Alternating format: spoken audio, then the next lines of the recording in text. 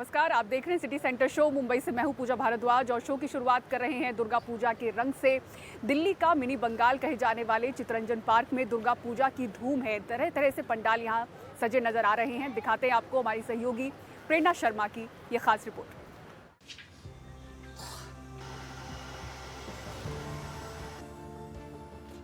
Chittaranjan park में दुर्गा पूजा का उत्साह चरम पर है।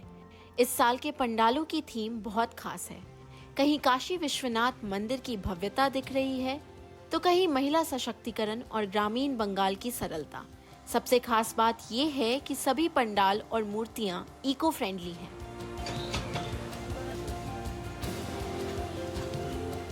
सीआर पार्क की सबसे बड़ी पूजा समिति कालीबाड़ी का पंडाल इस बार महिला सशक्तिकरण को समर्पित है। ये पंडाल लाल और सफेद रंगों की थीम पर आधारित है। यहाँ आरजी कर मेडिकल कॉलेज की घटना के विरोध में जागरूकता फैलाने के लिए हस्ताक्षर अभियान भी चलाया जा रहा है। ये जो काली मंदिर का दुर्गा पूजा है, ये पूरा पूजा डेडिकेट कर रहे हैं विमेन एम्पावरमेंट में।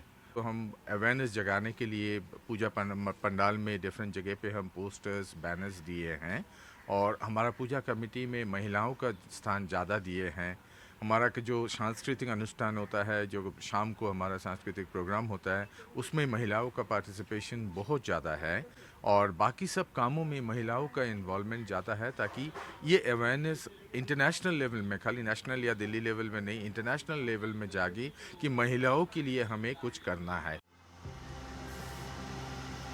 कोऑपरेटिव ग्राउंड का पंडाल ग्राम बांग्ला की थीम पर बनाया गया है, जो बांस, हाथ से बने पंखों और ग्राम्य कला से सजा हुआ है। यहाँ हर वस्तु इको फ्रेंडली है, ताकि ग्रामीण बंगाल की सादगी और मिट्टी की खुशबू दिल्ली के दिल में समा जाए। खास बात यह है कि इस पंडाल की देवी की प्रतिमा बाहर से नहीं आती, यही पंडाल के अंदर गढ़ी जाती है। सिर्फ इतना ही नहीं, बी ब्लॉक के पंडाल में काशी विश्वनाथ मंदिर की अनुकृति है। शिव और नंदी की विशाल कटआउट्स, त्रिशूल की सजावट और ओम के चिन्ह से सजे गुंबद के साथ इस पंडाल को 1 महीने से तैयार किया जा रहा है। काशी विश्वनाथ मंदिर इज डेडिकेटेड टू बाबा विश्वनाथ शिव जी, तो उन्हीं के उसमें नंदी शिव जी का डिफरेंट पोस्चर ऑफ शिव रखा जाएगा। तैयारी हमारा फुल फोर्स में है और by Panchami we will complete the whole thing. ऐसे करीब 10 और पंडाल सीआर पार्क की अलग अलग गलियों में बन रहे हैं।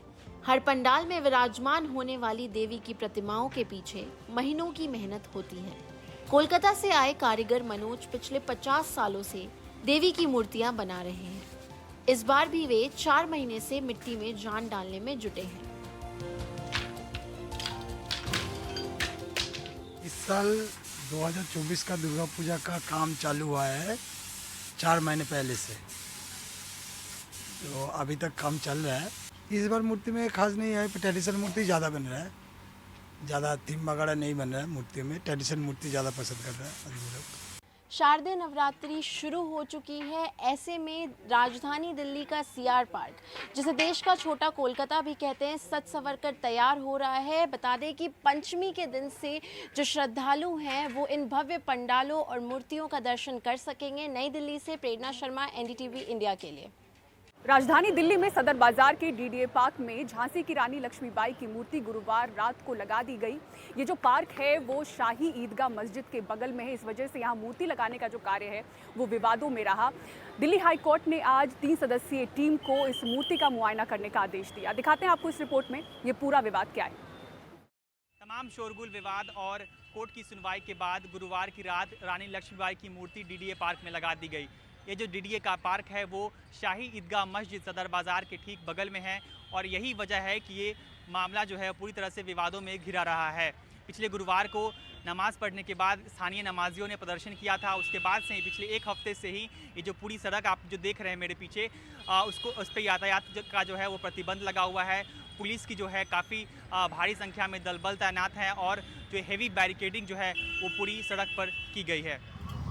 सदर बाज़ार की रानी झांसी रोड के बगल का डीडीए पार्क, घोड़े पर सवार और हाथ में तलवार लिए रानी लक्ष्मीबाई की मूर्ति यहाँ लगाई गई है।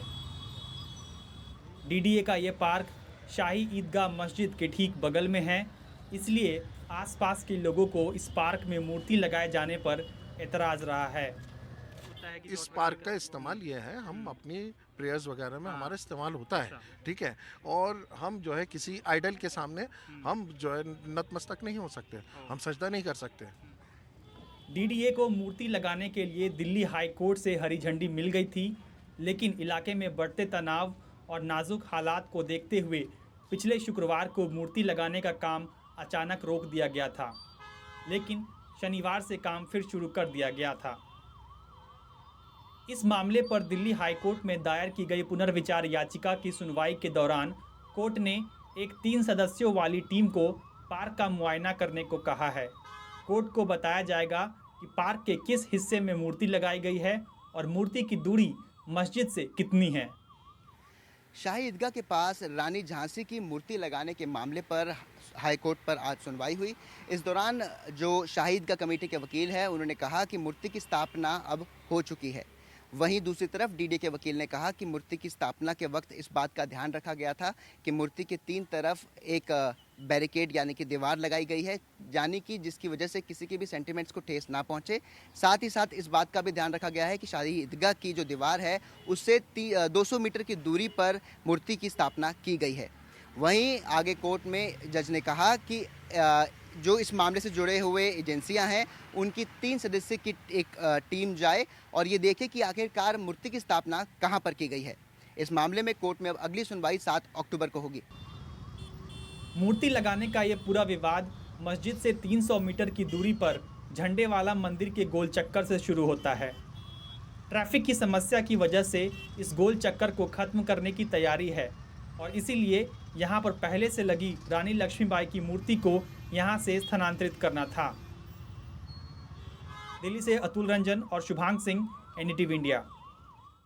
हाल ही में एक बड़े उद्योगपति को डिजिटल अरेस्ट कर करोड़ों ठगने का मामला सामने आया और जब ये खबरें चल रही थी उसी बीच एक महिला टीचर के साथ ऐसी घटना घटी जहां उनकी जान चली गई। वो इतनी परेशान थी कि बच्चों के समझाने के बावजूद उनकी हालत बिगड़ गई और जब अस्पताल ले जाया गया वहां उन्हें बचाया नहीं जा सका। दिखाते हैं आपको इस रिपोर्ट में क्या है पूरी खबर।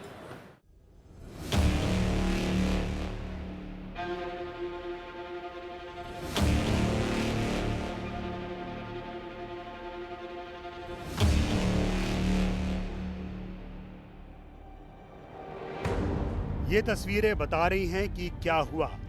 58 साल की मालती वर्मा इतने तनाव में आ गई कि उनकी हालत बहुत ज्यादा खराब हो गई। सीने में दर्द होने लगा तो परिवार के लोग आगरा के सरोजनी नायडू मेडिकल अस्पताल ले गए, लेकिन बचाया नहीं जा सका। मालती वर्मा डिजिटल अरेस्ट नाम की उस धोखाधड़ी की शिकार हो गई। 30 सितंबर को जब वो स्कूल में बच्चों को पढ़ा रही थी तो उसी दौरान उनके मोबाइल पर एक व्हाट्सएप कॉल आया। जिस नंबर से कॉल आई उस पर पुलिस की वर्दी पहने शख्स का फोटो लगा था। वो बोल रहा था कि उनकी बेटी को सेक्स रैकेट में पकड़ा गया है, उसके खिलाफ कोई कार्रवाई न हो इसके लिए उनको ऑनलाइन 1 लाख रुपए भेजने होंगे। वो परेशान हो गई। इस तरह की कॉल उनके पास बार बार आ रही थी। बेटे ने बहन से बात करके उनको समझाया कि सब ठीक ठाक है, लेकिन वो दहशत में आ गई और किसी तरह घर पहुंची, लेकिन वहां उनकी हालत खराब हो गई। तकरीबन मम्मी अपना स्कूल ख़त्म करने के बाद घर पर आई। घर पे आते ही रास्ते में भी उनकी तबीयत सी ख़राब हो रही थी और जैसे ही वो अपने घर पर आई, आने के बाद उनकी और तबीयत थोड़ी सी और ज़्यादा ख़राब हुई। फिर उन्होंने बोला मुझे अजीब सा पेन हो रहा है, दर्द या गैस सी हो रही है। तो फिर उसके लिए मम्मी को हमने कोल्ड ड्रिंक दी और एक इनो पिलाई और फिर अचानक ही ऐसे करते करते ही मम्मी की तबीयत ख़राब हो गई और मम्मी का देहावसान हो गया। मौत की खबर जब पुलिस को मिली तो वो उनके घर पहुंची। पुलिस मालती वर्मा के मोबाइल पर आई कॉल्स की छानबीन कर रही है। देखिए, एक व्यक्ति जिनका नाम सुचरण वर्मा है, अभी पुलिस के पास तहरीर लेके आते हैं। बोलते हैं कि उनकी पत्नी जो मालती वर्मा है, उनका हृदय गति रुकने के कारण 30 तारीख को देहांत हो गया है। उसका कारण ये रहा कि उनकी पत्नी को एक कॉल आता है जो कि अछनेरा में टीचर थी कि आपकी बेटी के स्कैंडल में पकड़ी गई है और आप अभी 1 लाख रुपए दे दीजिए, तब हम आपकी बेटी को रिहा करेंगे। इस पर वो बहुत परेशान हो जाती हैं। जब घर आती हैं तो उनकी बेटी भी उनको घर पे मिलती है और 15 मिनट के बाद डिप्रेशन में हृदय गति रुक जाने के कारण उनको एसएन हॉस्पिटल लेके जाया जाता है, जहाँ पे उनको डेड डिक्लेयर कर दिया जाता है। इन सभी को लेके तहरीर हमने ले ली है। इस पर पूरी जांच करा रहे हैं, जहाँ से नंबर आया सारी चीज़ों की हम लोग डिटेल्स निकालेंगे और इस पर आवश्यक कार्रवाई करेंगे। डिजिटल अरेस्ट के मामले आजकल बहुत सामने आ रहे हैं और इतने मामले सामने आने के बाद भी लोग इसमें फंसते जा रहे हैं। दो धारी तलवार वाले सोशल मीडिया के जमाने में जरूरत जागरूकता और सतर्कता की है, ताकि आगरा जैसी घटनाएं दोबारा ना हों। आगरा से नसीम अहमद की रिपोर्ट, एनडीटीवी इंडिया। नवरात्र पर्व को महिलाओं की शक्ति का प्रतीक माना जाता है। मां दुर्गा के 9 रूप को पूजते हैं, लेकिन जिस समाज में महिलाओं के खिलाफ यौन हिंसा बढ़ रही हो, क्या इस समाज को इस पर्व में शामिल होना चाहिए? महाराष्ट्र का पुणे शर्मसार हुआ है, जहां हमारी बेटियों के खिलाफ यौन हिंसा की 3 अलग अलग वारदातें सामने आई हैं। दिखाते हैं आपको पुणे से ये रिपोर्ट। नवरात्र के पावन पर्व के दौरान पुणे शर्मसार हुआ।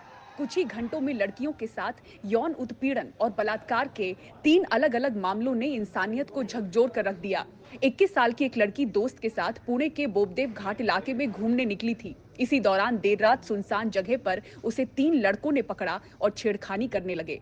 दोस्त ने जब इसका विरोध किया तो तीनों ने मिलकर उसकी पिटाई की और लड़की के साथ गैंगरेप किया। अस्पताल में भर्ती पीड़िता की शिकायत पर मामला दर्ज कर पुणे पुलिस और क्राइम ब्रांच की कई टीमें जांच में जुटी है। इस केस को डिटेक्ट करने के लिए 10 जो है सो क्राइम ब्रांच और डीबी की टीम लगाई गई है। उनके साथ जो हमारी स्पेशलाइज्ड टीम है, जो फॉरेंसिक की है, डॉग स्क्वाड है और इस तरह की जो टीम्स हैं, वो सब भी इस काम के लिए लगाई गई है और हर टीम जो है सो अलग अलग पहलुओं पे काम कर रही है और हमें जो है सो लगता है कि जल्दी से जल्दी जो है सो आरोपी निष्पन्न होंगे और उनके ऊपर जो है सो एक्शन लिया जाएगा। इस तरह की प्राथमिक अभी तक हमें इन्फॉर्मेशन मिला है। लड़की जो है कॉन्शियस है और जो है उसने स्टेटमेंट दिया है। उसके स्टेटमेंट के आधार पे एफआईआर दाखिल करने का काम चालू है। दोषियों के खिलाफ तो गुस्सा है ही, सरकार के खिलाफ सियासी गुस्सा भी खूब फूट रहा है। ये तो होम मिनिस्ट्री, गृह मंत्रालय का ये फेलियर है और मेरी मांग है कि रोज एक दिन ऐसा नहीं जाता जहां कुछ न कुछ क्राइम महिलाओं के खिलाफ होता है, छेड़छाड़ हो, बलात्कार हो। ये सब घिनौनी गंदी चीजें समाज में बढ़ती भी जा रही है और इस पे होम मिनिस्ट्री, गृह मंत्रालय का ना कुछ स्टेटमेंट आता है तो उनके हाथ में एक बंदूक होती है और बदलापुर नाम के पोस्टर छपाए जाते हैं। भैया ये टीवी सीरियल नहीं है, ये टीवी पे होता है, टीवी सीरियल में होता है, लेकिन ये देश है, यहाँ की बेटियां हमारा मान सम्मान है और हमारी बेटियों के जिसका एनकाउंटर किया उसके आप पोस्टरबाजी करेंगे? इतनी गंदी और नीची राजनीति ये लोग करेंगे। और महिला सुरक्षितता आज हो नहीं रही है, रोज ऐसी घटना हो रही है। मेरे ख्याल से इस राज्य के गृह मंत्री ने इस्तीफा देना चाहिए। त्या तिघांचं एन्काउंटर फडणवीसांनी करावं। एक लड़की के साथ 3 लोगों का बलात्कार किया जाना बदलापुर से भी बदतर है। फडणवीस को पोस्टर से बाहर आना चाहिए, तीनों दोषियों का एनकाउंटर हो। फटा पोस्टर और निकला क्या खलनायक? ऐसा नहीं चाहिए। आप नायक हो ना, तो पोस्टर से बाहर आकर रिवॉल्वर निकालो और एनकाउंटर कर दो। गैंगरेप की घटना से पहले बच्चियों के साथ घिनौनी हरकतों के 2 और गंभीर मामले सामने आए। पुणे के वारजे में अश्लील वीडियो देखने के बाद 35 साल के एक शख्स ने अपनी ही 11 साल की बेटी का यौन उत्पीड़न किया। तो वानवाड़ी इलाके में 45 साल के स्कूल वैन ड्राइवर ने 6 साल की 2 बच्चियों को गलत ढंग से छूकर उनके साथ यौन शोषण किया। घटनाओं को लेकर लोगों में भारी आक्रोश है। राज्यपाल के विदर्भ दौरे के दौरान विपक्षी गठबंधन महाविकास अघाड़ी की महिला नेताओं ने लड़कियों के खिलाफ बढ़ रही यौन हिंसा पर राज्यपाल से मिलने का समय मांगा, तो इधर सत्ता पक्ष के नेता सख्त कार्रवाई के दावे करते रहे। जो लोग बहुत गंदी प्रवृत्ति के हैं उन्हें दंडित किया जाना चाहिए। समाज में विकृति बढ़ रही है, सख्त कार्रवाई होगी। जो गैंग रेपचा प्रकार झाला तो अत्यंत निंदाजनक आहे। जो घटना हुई है वो निंदनीय है और उसका कोई समर्थन नहीं कर सकता है। सभी आरोपियों को पकड़कर सरकार कड़ी कार्रवाई करेगी। पुणे की इन वारदातों के बीच आर्थिक राजधानी मुंबई से भी सीएसटी स्टेशन के पास एक महिला के साथ सामूहिक दुष्कर्म की खबर आई। सीसीटीवी के जरिए जांच शुरू है। जीआरपी में दर्ज बयान के मुताबिक पीड़िता के साथ स्टेशन के बाहर टैक्सी स्टैंड के पास 2 लोगों ने बलात्कार किया। राज्य में बढ़ रही ऐसी घटनाएं महिला सुरक्षा को लेकर गंभीर सवाल खड़े कर रही है। पुणे से रेवती हिंगवे के साथ मुंबई से ब्यूरो रिपोर्ट, एनडीटीवी इंडिया।